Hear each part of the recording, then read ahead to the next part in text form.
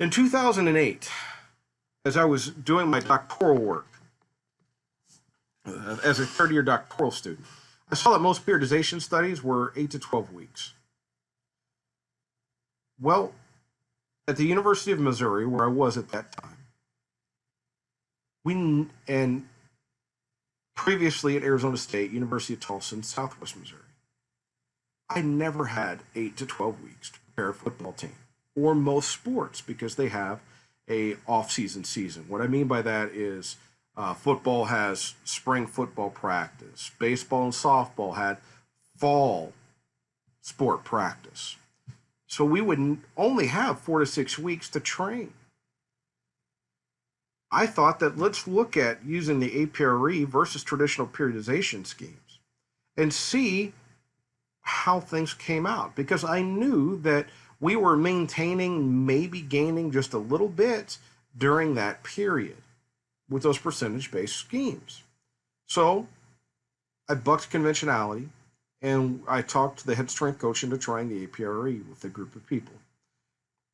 Well, we never looked back. Here's the protocols with the adjustment charts that we utilized at the University of Missouri. While I am at University of Miami now, this is where I was coaching at the time that we did the APRE. Again, we see the 10 RM routine is for hypertrophy. Here we see the 6 RM routine for strength or hypertrophy. And then the 3 RM routine, it says for strength. It can be for power, again, depending on the exercise, such as a clean or a snatch, if technique is controlled, or the utilization of velocity with it to make sure that you're going above the minimum threshold. And we see that we have, great improvements in strength. Now, down below, we see the adjustment charts for each of the routines. One of the things that we haven't really talked about yet, but we'll do it briefly now, is that we've got our 2 dictated sets that are warm-ups. And can you do more warm-ups? Absolutely. Absolutely. I'll go over one of my personal warm-ups here in a little bit. But we've got our 2 warm-up sets and 2 working max sets.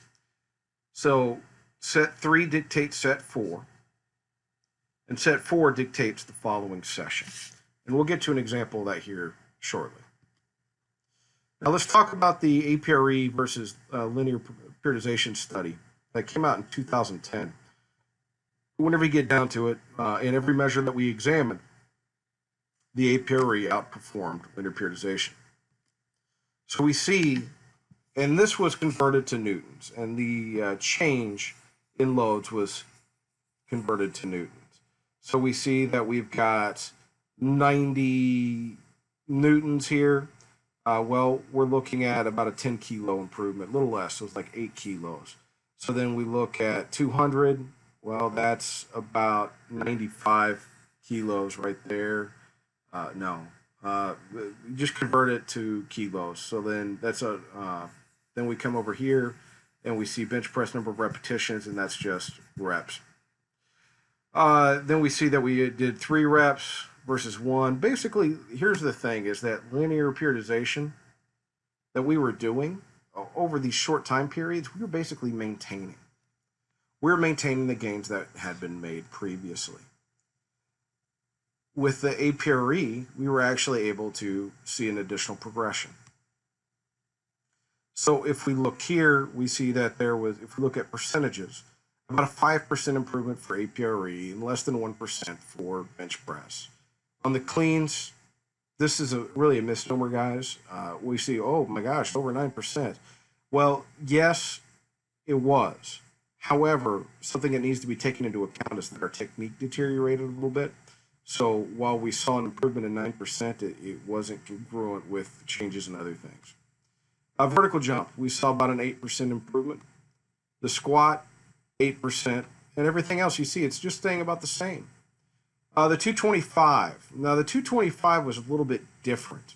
While you saw, and this actually is coming from my dissertation rather than the paper, we see that there was no significant difference in 225.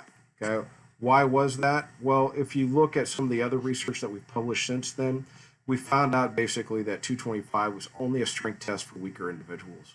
So we happen to have some really weak individuals in that pilot study, that saw huge improvements in strength and huge improvements in repetitions on the 225. Whenever we looked at the larger subset of the entire population that we did, we saw no difference in 225. So some people, even though they got weaker on the bench press, their 225 still went up. The reason being is that the 225, again, is only a strength test for weak people. And for the stronger people, it was an endurance test. So we see that, hey, for endurance, we need to look at endurance. For strength, we need to look at strength. So that led us down that line of reasoning. So what does this stuff mean anyways? That in 5 to 6 weeks training, the APRE is more effective for strength and power.